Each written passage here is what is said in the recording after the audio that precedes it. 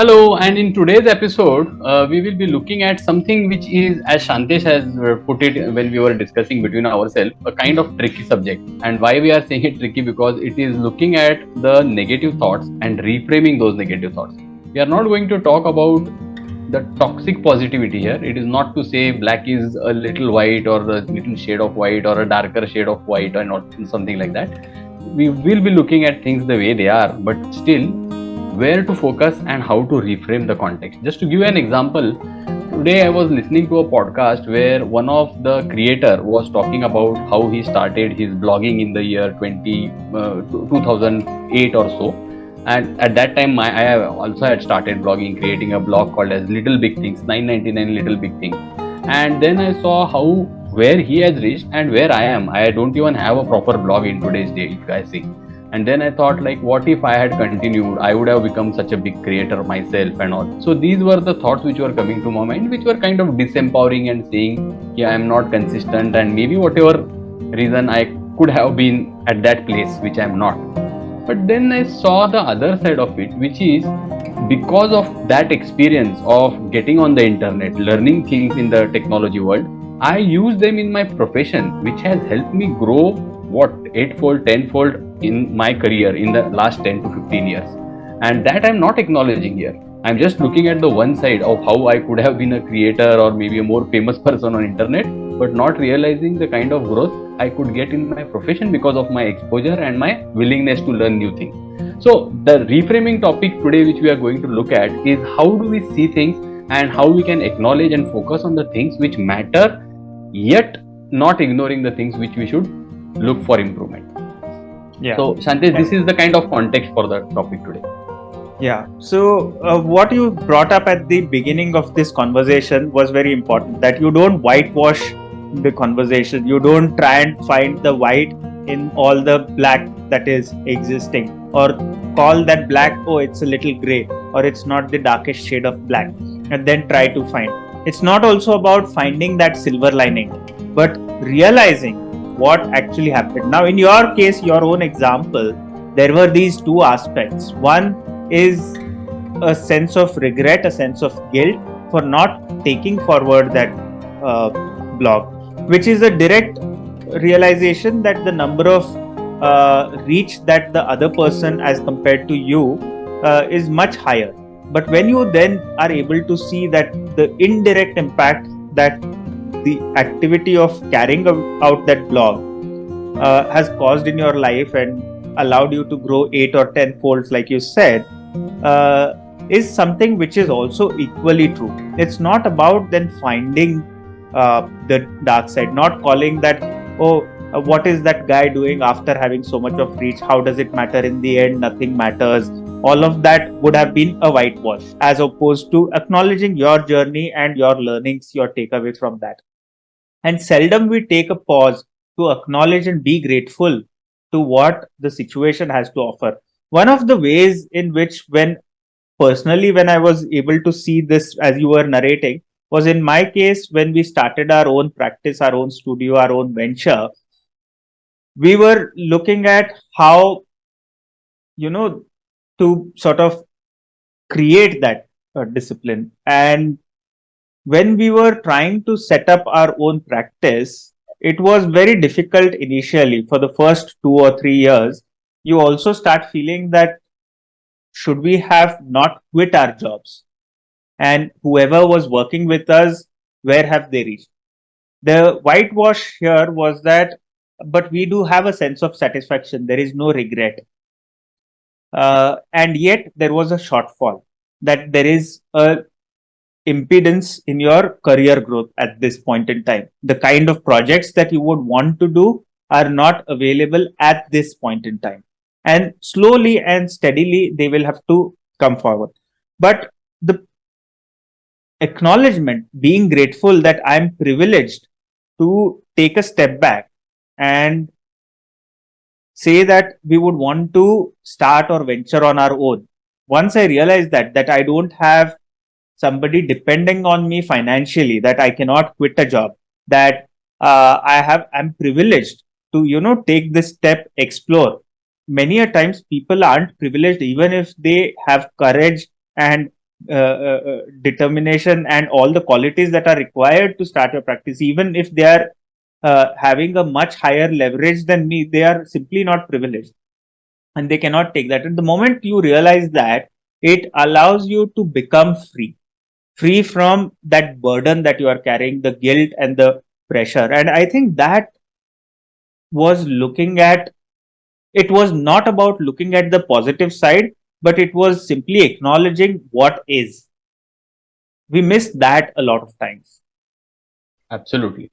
And when we are looking at reframing, and that's the very powerful word, the model here, what we are looking at is how do we reframe the situation such that the negative sides are, which are more like a problem, start looking like a challenge. In fact, and this is a wordplay also. Many times I used to think that why people ask us, some managers in the past I have seen used to say challenge for a problem. But I think that there is it makes a lot of sense when you start looking at a problem as a challenge, because it's not only playing with words but actually how it relates to you, how you see it, and what are the possibilities which come out of finding a solution to that challenge rather than a problem, makes also a lot of sense. Otherwise, I was like, why are we playing with words? We should call a problem a problem. Yes, it is a problem, but the moment I make it as a challenge to solve or overcome or cross that roadblock, it kind of gives our mind those triggers to explore new possibilities. And when we explore and try those new possibilities, some of those possibilities work and we find something. So, this reframing also is about looking at a challenge or a problem as an opportunity for new things to happen. Yeah, and as you speak, an example which came to my mind was very interesting. That you remember the 90s when there was MS DOS and Windows was still picking up. And on MS DOS, there were these two-dimensional games. One of them was Dave, which was very similar like Mario. It had 10 levels. And somewhere at level 8, when I was playing, I was hooked to that game. And one of my cousins had a computer where I would sit and play for hours together. Post lunch in the afternoons, when everybody is napping around, this was an opportunity to play and spend your 3 4 hours. And at somewhere around level 8 of 10, there was one particular patch which I was not able to cross. You lose the game, you start from level 1, again keep playing, reach level 8, you lose that point, you lose all the 3 lives, again start from level 1, and you kind of get irritated with it at a point. And when you when I was frustrated for 2 or 3 days, when I was not able to kind of take it through, and the moment when you look at it as a challenge, that this is a challenge, that after this you reach there, and the first time you kind of cross that threshold, there is a complete sense of uh, satisfaction. And also in the process, when you are failing, you are prepared for that failure the moment you take challenge. Whereas when you take it as a sort of a disparity, uh, you are putting yourself down. You know Right. what I'm saying? Yeah, absolutely. And one particular thing which I want to pick from here is when we say when we are prepared for failure. So when we talk about being ready to fail, there is a bit of, you can say, it's a delicate topic to handle. And why I'm saying it delicate, because the moment we let go of that control or that thought of being okay about failure, we are not saying we are being okay about failure, we are saying we are prepared for failure. Because the catch there is, the moment we get okay about failure, then failure itself becomes our new status quo, or you can say new achievement. And then level 8, as you said, out of the 10 level game, you will start My game is finding still fun. only level 8. Yes. So every time you reach that level 8, yes, I have done it. Because for me, the game itself has become level 8 now. In reality, the game is up to level 10. So it is be ready to fail, and that's what gives you motivation, or that was gives you the inspiration to play the next game. But then not being okay about it, because once we settle with that level 8, we may not be able to cross level 9 and 10. Yeah, and that's a very important distinction. It's a vast topic, but let's just touch it. I'll try to address it in the nutshell. So, prepared for failure, like being okay about failure, is becoming complacent. Like in a couple of episodes ago, when we discussed, we had touched upon complacency. And that I think is a big hindrance. But being prepared for failure, it takes out the air out of failure. And a lot of times, our education system, our parents, our culture are to blame in this context, particularly in Indian context, and most likely even in Asian context, this part of the world. You see that the education is structured in a way that if you, it's a zero sum game to begin with, that somebody, if has to score the first rank, then the other has to be second. Nobody can be, there cannot be two toppers. The second is, uh, for losing a few points, you may be failing in that examination. And once you fail an examination, the way the system treats you is like a loser. So, our sort of association in our mind for particularly the young kids is that failure equals to being a loser. And failure is an event, it's not an identity, it's not you or me. Failure is an incident in my life, in your life.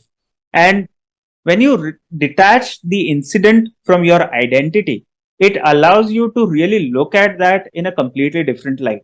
And so that is where it comes, that it does not mean that you stop being aspirational, it does not mean that you are against growth, but it simply means that you are okay if you fail, and you will try again, you will get up. So what? It happened. I am not a failure. I failed in this thing. I failed at level 8. That does not make me a failure. And distinction is powerful here between the two things. Correct. And then typically with success, we connect celebration. I think with failure also, we need to connect celebration. We have discussed that in the past also, where we can celebrate when we are failing. And I'll tell you why. Because the moment you celebrate failure, as we said, you become more prepared to fail. It's okay to fail. And at the same time, when you are successful, rather than directly jumping on celebration, it is a brilliant idea. I know that we may not be, especially I am not yet there to do that, but I think want to do that. It's a desired state for me. Is every time I am successful, I want to go into the postmortem of that success rather than going for celebration. I would rather do a postmortem of the success, because with failure we do that. Failure, the moment we do failure, we say we should go into introspection, self reflection, we should look for the gaps, root cause analysis. All those 100 things come with failure. But why not do the same things when we are successful, to look at what is it that made us successful in the first place? I think that can give a lot of openings to us. Yeah, and let me tell our audience that when Prasanna is saying celebrating the failure, he's not just preaching it, or it's not something which has occurred. Way back in 2007, 16 years ago, Prasanna, we were flatmates, and I was in Mumbai interning, and I was staying with Prasanna and few other friends for a few months. And I returned from home that day. I returned home from work, and that day my results for my previous semester were out. And until that time in architecture, I had not failed in any subject, and I had failed in structures. So when I returned back home, I was a little disheartened. And how did this happen? How will it cause my sort of overall grading? What will happen for my career? All sorts of thoughts were running in the back of the mind. And at that point in time, while I may be laughing about it now, it was daunting. It was a big event that had happened, and I was associating that event with myself.